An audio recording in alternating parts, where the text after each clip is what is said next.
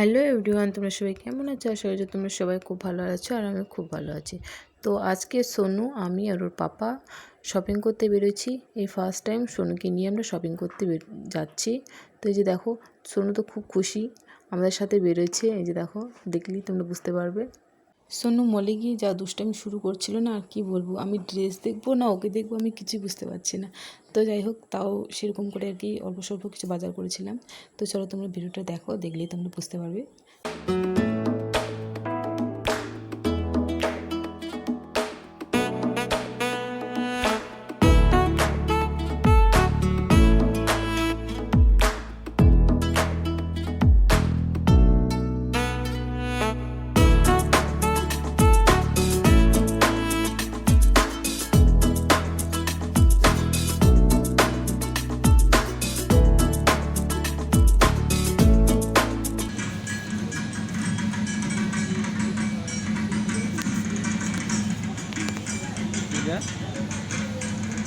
এটা হচ্ছে পরের দিন আমি আর তোমাদের দাদাভাই বেরোয়েছি।